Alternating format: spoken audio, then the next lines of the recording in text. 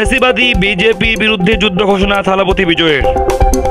ভারতের প্রধানমন্ত্রী নরেন্দ্র মোদীর দল বিজেপিকে ফ্যাসিবাদী বিজেপি আখ্যা দিয়ে এই আদর্শগত শত্রুর বিরুদ্ধে যুদ্ধ ঘোষণা করেছেন দক্ষিণ ইন্ডাস্ট্রির জনপ্রিয় তারকা থালাপতি বিজয়।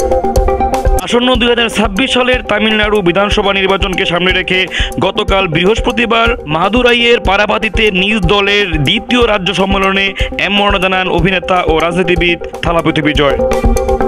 মঞ্চে দাঁড়িয়ে তিনি যেন সিংহের মতো গর্জে উঠলেন, ঘোষণা দিলেন, আমাদের একমাত্র আদর্শগত শত্রু হলো ফ্যাসিবাদী বিজেপি আর রাজনৈতিক শত্রু হলো ডিএমকে। তিনি আরও বলেন, তামিলনাড়ু ভেট্রি কাজাখাম টিভিকে এমন কোনো দল নয় যারা কাউকে ভয় পায় বা কোনো আন্ডারগ্রাউন্ড মাফিয়া ব্যবসা চালায়। পুরো তামিলনাড়ুর শক্তি আমাদের সঙ্গে আছে, চলুন আমরা ফ্যাসিবাদী বিজেপি ও বিষাক্ত ডিএমকের বিরুদ্ধে যুদ্ধ ঘোষণা করি।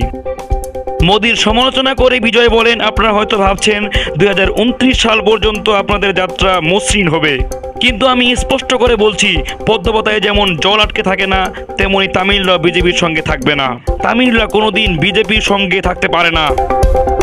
এ সময় উত্তেজনায় টালমাল হয়ে উঠল জনসমুদ্র, করতালির ঝড়ে কেঁপে উঠল চারদিক। বিজয় থামলেন না, তিনি যেন এক সিনেমার নায়ক নন, আজ তিনি তামিলের নতুন কণ্ঠস্বর। বললেন, সিংহ একবার গর্জন করলে 8 কিলোমিটার পর্যন্ত কম্পন তৈরি হয়, সিংহই জঙ্গলের রাজা। তার এই দৃপ্ত ঘোষণা শুধু একটি রাজনৈতিক বার্তা নয়, এজন্য তামিলনাড়ুর মানুষের অন্তরের গর্জন। এই বক্তব্যের পর ভারতের রাজনৈতিক বিশ্লেষকগণ বলেন, এই মুহূর্তে তামিল রাজনীতিতে নতুন এক অধ্যায় শুরু হয়ে গেল। অভিনেতা বিজয় আজ শুধু সিনেমার তারকা নন, তিনি হয়ে উঠছেন রাজনীতির নতুন এক নায়ক। গোটা ভারত এখন তাকিয়ে আছে থালাপতি বিজয়ের এই গর্জন ভোটের মাঠে কেমন ঝড় তোলে। আন্তর্জাতিক ডেস্ক, নুরুল ইসলাম নয়ন, দিনাজপুর নিউজ 724।